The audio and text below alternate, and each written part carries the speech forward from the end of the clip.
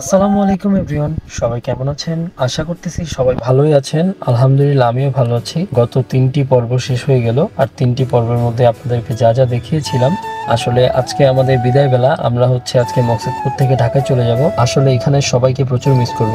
আর বাইকগুলো আমরা রাত্রে রেখেছিলাম গোয়াল ঘরের মধ্যে, যেহেতু অনেক স্পেস ছিল।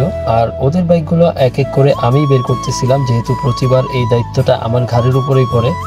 আর আজকে মর্নিংটা আমাদের জন্য বেস্ট মর্নিং, কারণ প্রতিদিনের তুলনায়, মানে এই 2 দিনের তুলনায় আজকের দিনে প্রচুর ঘন কুয়াশা ছিল, যা আপনাদেরকে বলে বুঝাতে পারবো না। আপনারা হয়তোবা দেখতেছেন, আর ক্যামেরায় তেমন একটাও দেখা যায় না হয়তোবা। ও আচ্ছা, আপনাদেরকে তো আরেকটা কথা বলাই হয়নি। এই যে বাসাটা এই বাসাটা আরাফাতদের বাসা। আমরা আসার পর থেকে এই বাসায় ছিলাম। তো যেহেতু রাত্রে ভিডিও করা হয়নি, আর আমরা যেদিন আসছিলাম সেদিনও রাত ছিল, দিনের বেলা ভিডিও করতে মনে ছিল না। আর আমরা ঢাকা থেকে আসার পরেই বাড়ির সবাই যেন প্রচুর ব্যস্ত হয়ে গেছিল আমাদের জন্য, যে কি রেখে কি করবে তারা।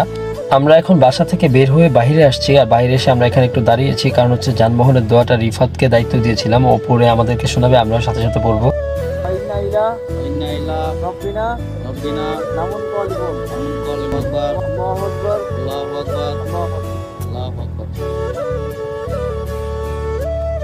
তারপর দোয়া শেষে আমরা সাথে সাথে বের হয়ে গেলাম, কারণ আগে থেকে সবার কাছ থেকে বিদায় নিয়ে নিয়েছিলাম। আরাফাত আর অন্তরকে অনেক মিস করবো। প্রচুর কুয়াশা ছিল, আপনারা হয়তো বা দেখতেছেন।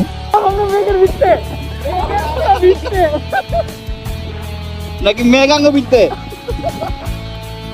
আসলে এরকম কুয়াশা আমি আগে কখনো পাইনি। আমরা অলরেডি হাইওয়েতে উঠে গেলাম, আর এখান থেকে ভাঙার দূরত্ব প্রায় 25 কিলো হবে মেবি। তো আমরা রাস্তার মধ্যে যে কুয়াশা, তার জন্য আমরা বাইক তেমন জোরে রাইড করবো না, আমরা আস্তে আস্তে চালাবো। কারণ এই জায়গাটায় যতটা ক্লিয়ার দেখা যাচ্ছে, কিছু কিছু জায়গায় দেখা যাচ্ছে অতিরিক্ত কুয়াশা।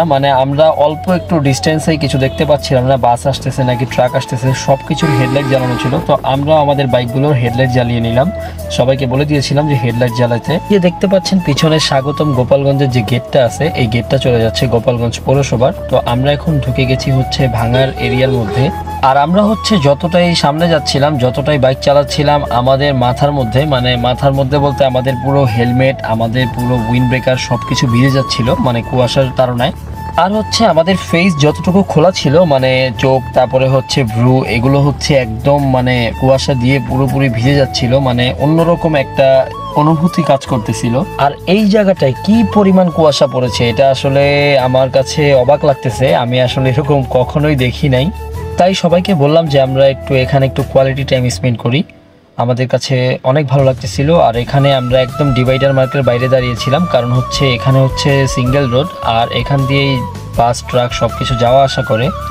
তো যেভাবে গাড়ি আসে, হেডলাইট ছাড়া আর কিছুই দেখা যায় না। তার জন্য সবাইকে বলেছিলাম যে ডিভাইডার মার্কের বাইরে দাঁড়াতে। তারপর কিছুক্ষণ দাঁড়ানোর পরে আমরা আবার প্রস্তুতি নিলাম যে এখন আমরা বের হয়ে যাব। আর আপনাদের সাথে এখন এখান থেকে সোজা একদম ভাঙাতে গিয়ে তারপরে আপনাদের সাথে দেখা হবে। ভাঙায় যাওয়ার পরে আমরা সবাই মিলে কি কাজটা করলাম সেটা আপনারা নিজ চোখেই দেখে নিন।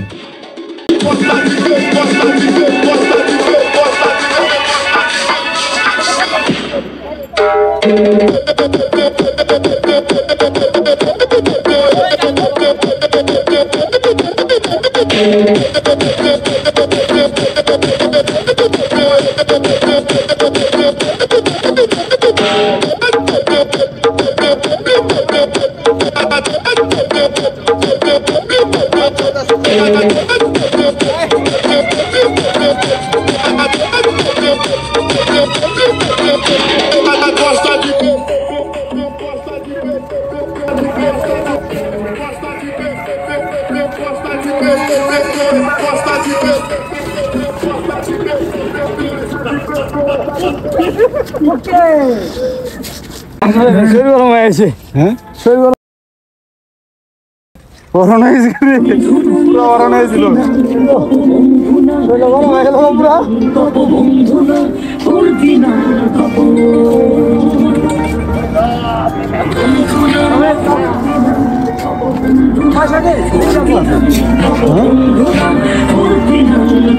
তো আর কি, সবাই দেখতেই পারলেন যে আমরা কি কাজটা করলাম। যাই হোক, বন্ধু বান্ধব মিলে এক জায়গায় গেলে এরকম মজা করব, আনন্দ করব, অনেক কিছু হবে সামনে, আপনারা আর অনেক কিছু দেখতে পারবেন। তো আমরা এখন ভাঙা থেকে রওনা দিয়ে অলরেডি 5 চর পার হয়ে গেছি। আর আমরা হচ্ছে পদ্মা সেতু টোল প্লাজার কাছে নাওডোবার কাছাকাছি চলে এসেছি। এখন হচ্ছে আমরা একটু স্পিডিং করতেছিলাম। ডান পাশে হচ্ছে শাকিল আছে, আর পিছন থেকে হচ্ছে আমি আর শান্ত একদম অনেক স্পিডে টেনে আসতেছিলাম বাইক।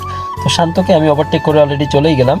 আর হচ্ছে যাই হোক, মানে আমরা অলরেডি পদ্মা সেতু টোল প্লাজা এখন টোল দিব, আর টোল দেওয়ার পরে হচ্ছে আমরা পদ্মা সেতুতে উঠে যাব। তো এরকম রোড পেলে হচ্ছে সবাই ওভার স্পিডিং করতে চায়, বাট আপনারা সতর্ক থাকবেন, সচেতন থাকবেন। আপনারা স্পিডিং করেন, বাট আপনারা হচ্ছে নিজেদের সেফটি মতো করবেন, সেফটি অনুযায়ী করবেন, সামনে দেখে চোখ কান খোলা রেখে তারপরে হচ্ছে বাইক স্পিডিং করবেন। আর একটা কথা মনে রাখবেন যে সময়ের চাইতে জীবনের মূল্য হচ্ছে অনেক বেশি।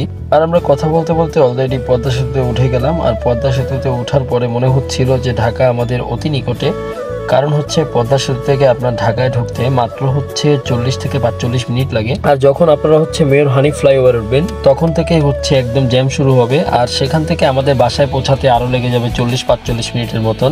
আর আমাদের চিন্তা ভাবনা ছিল আমরা এখান থেকে আব্দুল্লাপুর হয়ে সোজা রামেরকান্দায় চলে যাব, কারণ আমরা সকালবেলা হচ্ছে ভোরবেলা বের হয়েছিলাম, তার জন্য আমরা খাওয়া দাওয়া করিনি। আর ফাইনালি আমরা রামেরকান্দায় চলে আসছি। আমরা খাবার অর্ডার করার পরে প্রায় আধা ঘন্টা বসে থাকার পরে খাবার পেয়েছি।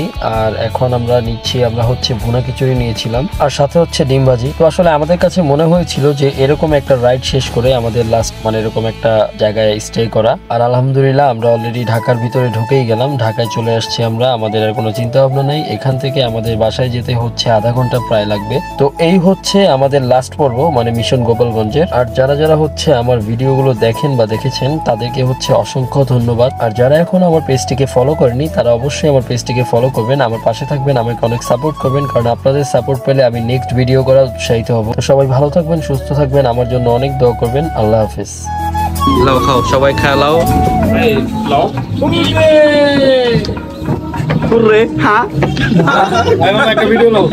Purre, ha? Purre, purre, purre. আমরা তো খিচুড়ি ছাড়া চলে না। খিচুড়ি ছাড়া আমরা খাই না। হ্যাঁ।